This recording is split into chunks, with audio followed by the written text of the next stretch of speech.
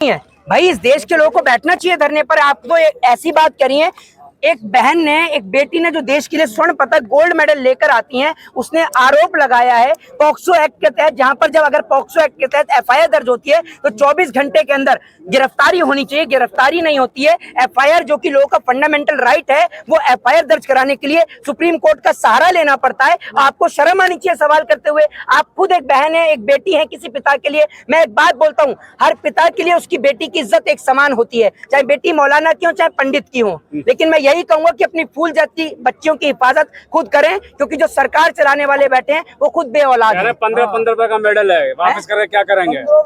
15 रुपए का मेडल आती है। नहीं, 15 रुपए का मेडल है तो एक बात आप मुझे बताइए ना, क्यों खिलाड़ी फिर खेल रहे हैं?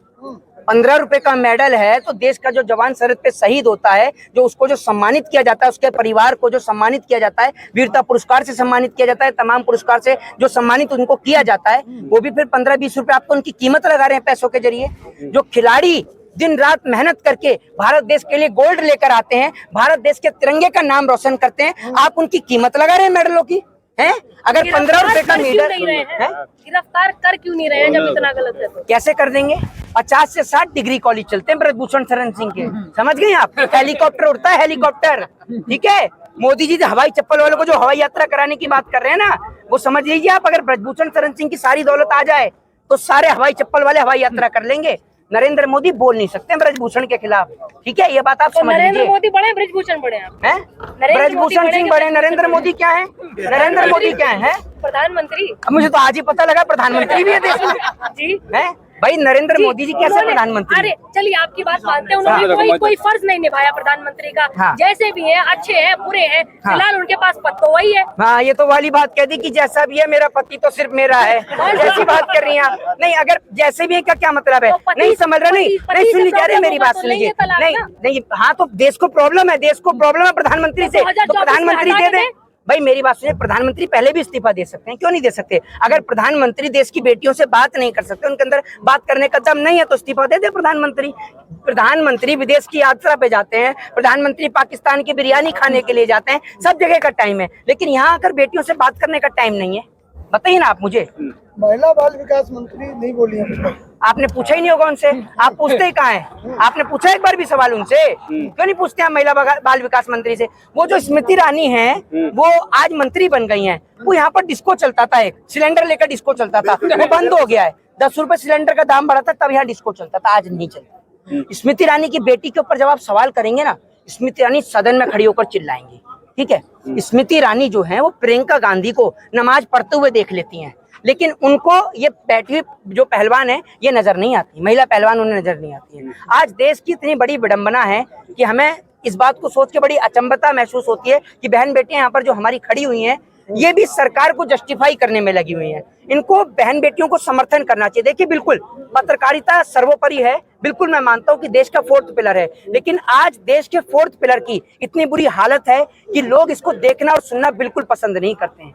आज लोगों ने पत्रकारों के लिए इतनी गंदी और एक घृणा भरी छवि बना रखी है कि अगर कोई भी गोदी मीडिया का पत्रकार आता है तो लोग चिल्लाते हैं गोदी मीडिया गो बैक। जानते हैं उसके पीछे का कारण क्या है? ये गोदी मीडिया पाकिस्तान और यूक्रेन का युद्ध दिखाती है। पाकिस्तान वाले को पाकिस्तान में क्या खबर चल रही है ये जानने के लिए खुद हिंदुस्तान के टीवी देखने पड़ते हैं, तब उनको पता चलता है पाकिस्तान में क्या चल रहा है। उन्हें भी नहीं पता इतना जितना हमारे देश के पत्रकार जानते हैं पाकिस्तान के बारे में। वहाँ रसिया और यूक्रेन का युद्ध चल रहा था तो कहते हैं नरेंद्र मोदी जी ने एक फोन पे रुकवा दिया। नरेंद्र मोदी जी अपने देश की जमीन खाली नहीं करवा पाए जो अरुणाचल प्रदेश पर कैप्चर कर रखी है, नरेंद्र मोदी रसिया और यूक्रेन का युद्ध रुकवा देंगे। देख लीजिए कितने पावरफुल है नरेंद्र मोदी जी, समझते हैं ना बात को? जो अपना पावर दिखा रहे हैं क्या, रैली करने, महारैली। देखिए, मैं तो आपको एक चीज बताता हूँ, प्रधानमंत्री की जितनी भी पार्टी के लोग हैं, एक सारे के सारे एक से बढ़कर एक अपराधी प्रवृत्ति के हैं। साध्वी प्रज्ञा ठाकुर का बयान सुन लीजिए, अपनी छुरियों में धार लगा लीजिए, स्टेटमेंट सुनते रहिएगा, ठीक है। उसके बाद में प्रधानमंत्री बेटी बचाओ बेटी पटाओ, गृह मंत्री सफेद टी शर्ट वाली है, सब गली मोहल्ले में आलू बेचने वाला आता है ना, ऐसे सफेद टी शर्ट, ये देश के गृह मंत्री की लैंग्वेज है। एक बात आप मुझे बताइए, आप इतने सम्मानित पद पर बैठे हैं, आप इतनी बड़ी मिस्टेक कैसे कर सकते हैं? बेटी बचाओ बेटी पढ़ाओ की जगह बेटी बचाओ बेटी पटाओ बोल देते हैं। इनकी पार्टी के नेता कैसे सवाल न खड़ा करें ब्रजभूषण शरण सिंह के ऊपर, जब इनकी पार्टी का एमएलए कुलदीप सिंह सेंगर बलात्कारी निकल सकता है, जब इनकी पार्टी का एक नेता विधानसभा में बैठकर पॉर्न वीडियो देख सकता है, तो क्यों सवाल न खड़े करें इनकी पार्टी के नेताओं के डंडे ऊपर? लेके आएंगे यहाँ पे, कौन लेके आएगा डंडे? उनके समर्थक हैं?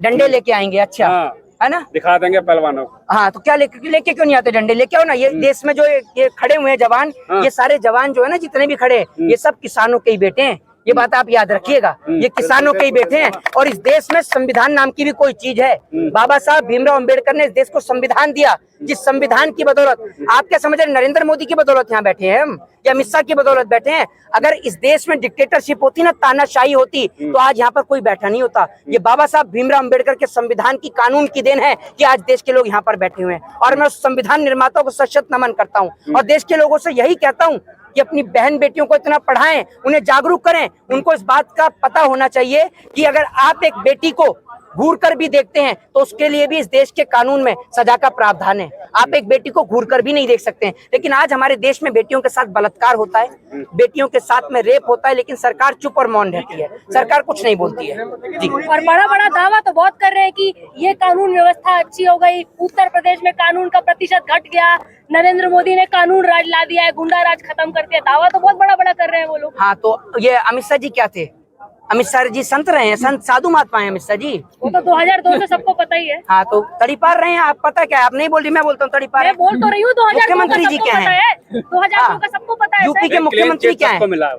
क्लीन चिट कैसे नहीं मिलेगा भाई? कैसी बात कर रहे हैं आप? क्लीन चिट क्यों नहीं मिलेगा? क्यों नहीं मिलेगा क्लीन चिट? भाई आज देश के गृह मंत्री हैं, बेटा बीसीसीआई में बिठा दिया, दूसरों के गरीब बच्चों को लेट उठवा के भेज दिया, तुम जाओ बेटा आरएसएस में, तुम जाओ। नरेंद्र मोदी सरकार ने पिछले 70 साल की सरकारों ने इतना रोजगार नहीं दिया जितना रोजगार मोदी सरकार ने इस देश के नौजवानों को दे दिया। ये बात मैं आज आपको दावे से बोलता हूँ। रोजगार इतना, बहुत रोजगार, नौजवान तो खुश, हाँ बहुत कुछ है, बताते हैं आपको, सुन लीजिए। अरे सुन तो लीजिए, रोजगार तो सुन लीजिए, बहुत तगड़ा काम दिया है। रोजगार इतना दे दिया, आधे नौजवानों को कह दिया तुम जाओ, तुम जाके आगरा के ताजमहल के कमरे खुलवाओ, तुम जाओ, तुम कुतुब मीनार पे चढ़ जाओ, तुम जाओ, तुम जाके मस्जिद के लाउड स्पीकर उतरवाओ। सब नौजवानों को काम दे दिया। अगर उसके बाद भी कोई खाली है तो उसको कह दिया बुलडोजर चल रहा है, तुम देखो बुलडोजर कैसे चल रहा है। और उसके बाद भी कोई खाली पड़ा हुआ है तो उसको कह दिया जो रुपया गिर रहा है, देखो रुपया कहाँ गिर रहा है, भारत देश का रुपया गिर रहा है। होड़ लग रही है, सेंट्रल गवर्नमेंट ज्यादा गिरेगी या देश का रुपया ज्यादा गिरेगा? दोनों बराबर का गिर रहा है। लेकिन ये आप ये समझ लीजिए, बराबर गिर रहा है। और आप बताइए मुझे, जो अभी आप इतना बोल रहे हैं कि अनएम्प्लॉयमेंट आ गया है, हाँ। उसके बाद भी तो हमारे देश का युवा है वो हनुमान चालीसा और रामचरितमानस का पाठ करने में जुटा हुआ है, उसे कोई मतलब नहीं है रोजगार से। उस पे कुछ कहिए ना। आपने हनुमान चालीसा पढ़ी है कभी? पढ़ी है आपने? Of course. है, कहाँ से शुरू होती है बताइए जरा, कहाँ से शुरू होती है? श्री श्री गुरु चरण सरोज। और खत्म कहाँ पे होती है? क्या है इसमें, कितनी चौपाई होती है बताइए? आप मेरे क्यों बोलते हैं इसको चालीसा, क्यों बोलते हैं? 40 चौपाई होती है इसलिए, ठीक है। मैं आपको एक बात बता रहा हूँ, अब एक बात का आप मुझे जवाब दीजिए। नरेंद्र मोदी के जरा 5 काम गिनाइए जरा यहाँ खड़े हुए। आप मुझे ये बताइए कि अनएम्प्लॉयमेंट नहीं दे रहे तब भी सबको हनुमान चालीसा का पाठ अच्छा लग रहा है, अभी मजा आ रहा है बात आप मुझे बताइए ना, ये बात तो इस देश के नौजवानों को समझनी चाहिए। देश के अंदर गुजरात का मैं बता रहा हूँ, वही मैं समझा रहा हूँ, मैं वही समझा रहा हूँ। देश के अंदर गुजरात के चुनाव के दौरान बीजेपी का एक नेता कहता है कि गुजरात के सिलेबस में, एक मिनट महाराज सुन लीजिए, मुझे पता है मोदी जी की बुराई आपसे सहन नहीं हो रही है, अभी मेडिकल स्टोर से बर्नॉल दिला दूंगा, लगा लीजिएगा। लग रही है मुझे अच्छी लग रही है पर्सनली। सुन लीजिए, एक व्यक्ति बीजेपी का नेता कहता है कि गुजरात के अंदर जो सिलेबस है उसके अंदर भगवत गीता को